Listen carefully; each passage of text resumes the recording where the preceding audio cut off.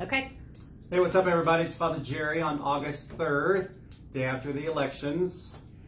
Tell you what, I was sad this morning. I just have to tell you, I was sad with the results for various reasons. I just think it's kind of a sad day. It's a sad day, but it also has honestly, some people, Christy, probably won't like this, but honestly, this has kind of fired me up even more to feel confident in certain areas that I would like to continue to move forward with as a parish, things that I feel called to do more of, and a lot of that maybe is just helping people understand what it means to be Catholic. Some of the opinions that have been voiced my way from Catholics in our parish over the last month or so has been kind of sad, which kind of makes me just wonder why people think they can still call themselves Catholic, or even the comments I've received, like, how dare I talk about such things? And it's like, well, I'm a Catholic priest, and this is what the church believes. So I don't know. It's just it gives me a lot to think about. I've been praying a lot about different things. So anyway, it's everybody's got reactions. Part of me and many of us are glad that it's over, though, one way or the other. It saddened me the day before, because you probably saw that about Leo Barbie's church.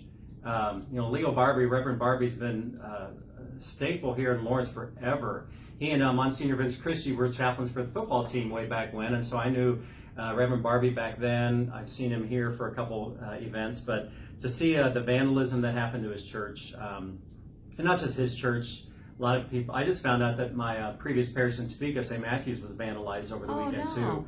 Broke their signs, of course, with the Vote Yes signs, all broke off lights around the church. So that's part of it too. There's no silly reason for that. It's silly. You know what Reverend Barbie said? Somebody said, "Are you angry?" And he said, "No, I'm just going to pray for those people." Yeah, right. Yeah. So anyway, a lot of different feelings, but one of the things I think we just need to be able to control our feelings. It's one of the things what I think prayer really helps. To try to do that before we release comments or whatever ahead of time. That's the thing. One of the things too that if people didn't know, there was a lot of op-eds written, especially in the Kansas City paper, about Archbishop Naumann and stuff. And one of them was a Jewish rabbi wrote something first, really saying this was a Catholic issue and everything, that the Catholic Church was doing all of this, which we were supporting it, of course, but we were by far not the only church or anything else. But the Archbishop Naumann, of course, responded. And there was one thing about that was so unique, because the rabbi had said that Catholics do not believe in individualism. And the Archbishop responded in a way and basically said, "You're right, we don't." I mean, there's a difference between being an individual and what we believe, well, I guess our purpose is according to God. And our purpose according to God, I would think, and it's very scriptural, is that we're here not just to take care of ourselves, not just to worry about me getting into heaven, if you will, but we're here to help other people. And that's our vocation. The way that we serve and love God is to love and serve other people. So the Archbishop's response was great, and those two kind of went back and forth, I guess. But that's where, again, I think, well, I just need to do more to help Catholics to know what it means to be Catholic. If you choose to be Catholic, this is what we believe in, and it's something we have to continue to grow, to learn more about all the time. So that being said, just last night, Christy, you don't even know this, but Christy does know that for many months I've been working on what I'm calling a pastoral letter to the whole parish. What that is an official letter from the pastor about a certain topic. So I've been working on a pastoral letter for my vision of faith formation here at Corpus Christi. And so I just finished that last night. Oh, good. The draft of it, at least. So now it's going out to leadership and some other people to get their opinion about what that is. But a lot of that is how we are all formed as Catholics, and it starts in the home. So, and you've heard this before from me, I've written about it, but I really believe in family formation. So family formation is where most of the formation happens in the home. It does anyway. But that's where our religious education model will be going a lot more towards that. So now that we have Shelley Bowl on staff too, she's our director of faith formation. One of the reasons I was excited about her is she's all into this, and that's what she's been doing, is family formation.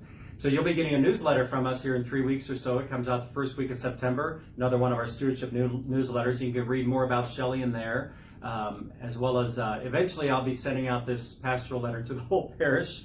Eventually, so you have that kind of there too. So that being said, we have always been. Father Mick was great about having our parish really focus on stewardship. And specifically, some of the benefits of stewardship is that when everybody contributes, and I'm not just talking about money, although that's a part of it. When everybody contributes, it makes it a lot easier for everybody to grow together in their faith. Again, that's that communal dimension. But also it lets us offer a lot more opportunities like a school without tuition, etc. So that being said, our Stewardship Renewal starts next week here at Corpus Christi. So this weekend, you're going to see some signage up. Christy's put some stuff in the bulletin about this. A lot more information coming up about our Stewardship Renewal time. So this is the time of year where we ask everyone in the parish to commit to stewardship. And again, that's offering your time and talent, being an active member of the parish. And that's one of the things that we clarify what that means. So you can be a member of our parish just by living in our boundaries. If you don't know that, we have boundaries. Every parish has boundaries. So if you live in our boundaries, you're automatically a member. That means we're obligated to give you all the resources we can. If you don't live in our boundaries, then you can ask to be a member. And as long as you enter into what I call a covenant with us, which is a relationship, it's a promise, saying that you're going to practice stewardship. Every year you're going to fill out these forms, be involved. Then we will accept you into our parish, and we're going to respond by offering all the same normal stuff we do. So those are the two main ways to be members. And then there are inactive members who basically have either moved out of the parish or have chosen not to be involved in stewardship in one way, so long as they're outside of our boundaries. So that's one of the things that I'm clarifying. That's in my pastoral letter too. But so we're going to be sending out all the stewardship information next week. So you're going to get a big mailing in your mail. That's where mailing goes. Your mail. So wherever you get your mail. Your mailbox. Mailbox. Yes. So you'll get that next week. I'll have a good cover letter from me and the sign-up opportunities and everything like that. It'll be going live on our website probably this weekend, maybe. I think it's kind of there. It's just hidden. So yeah, right. It will go live. So you'll have the opportunity, of course, to go online and fill out your stewardship forms, basically online or in person with the card that we'll send you. So you'll be getting that in the mail next week. So that's coming up. That's exciting. And then what's really exciting is I'll be talking about that a little more the next weekend, the 13th and the 14th. I'll be talking about that. And then the following weekend, August 20th to 21st, we're going to have a stewardship ministry fair after all the masses. So that's where we're going to have all the different people who are in our leadership, hopefully representing most of the opportunities we have here in the parish hall. Even Saturday night we're going to have this, and there'll be games and fun and food and different things like door prizes. Door prizes. Working on a lot of good door prizes, everybody. Activity we're going to have maybe a couple little... For the kids. Small activities for kids, like craft things. Crafty, not like... crayons. No games necessarily. No, but just to kind of maybe keep them a little bit busy while the parents are... Chrissy might entertain the kids by singing and dancing. Yeah, that'll happen. doing baton. A cheerleader thing like she did last week. Told us to us. That was fun. That was good. So anyway, more information. Christy's put most of that in the bulletin this weekend, so you can find out more. So again, the Stewardship Fair is August 20th and 21st. All those good things happening. And then the following weekend, the 27th, 28th, is our commitment weekend. So that's where we would ask you to return those forms.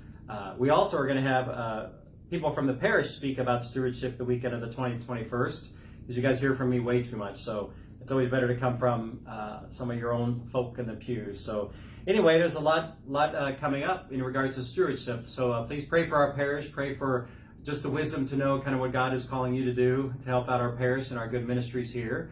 So that all that stuff's coming up. So lastly, this morning as I was contemplating all the events that happened, and I was reading different things. So last week I talked in my homily about the book by C.S. Lewis, and a lot of people have asked me for that information. So again, if you'd like to know, C.S. Lewis, the Screw Tape Letters.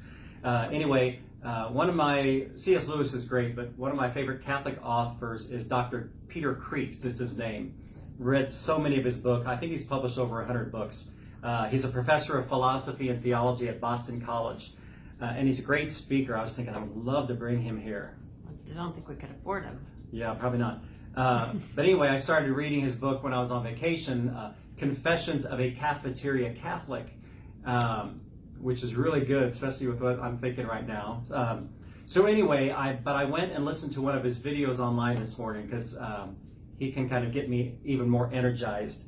And it kind of made me think of just what maybe a lot of people are feeling after Election Day yesterday. And so this was a quote from him. I just thought I'd end with this. It's a little more serious of a video today, isn't it? Yeah. But what he says is, and he's very philosophical, so I'm going to read this slow. Love cannot stop fighting against hate, and light cannot stop fighting against the darkness. Because as you see every time that you light a candle into a dark room. And he said, this gives us a clue about what might happen in the end of the world.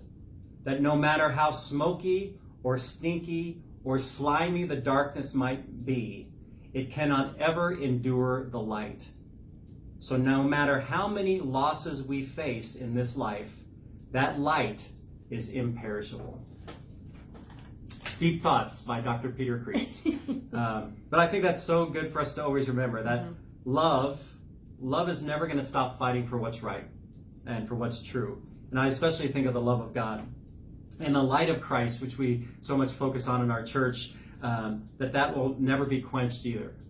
So if you're feeling darkness in your life, no matter what it is about, if you're feeling life is a struggle, just remember that the light of God can never be quenched. It'll always be there, and it always will be. So that's where the hope lies for all of us. So let's continue to support each other as a community, everybody. As always, my ending tagline is, if you ever need anything from us here at Corpus Christi, please look on our website, go to our bulletins, or just call us at the offices, and we can work together with you. So that's it for this week, everybody. God bless. Have a good rest of the week.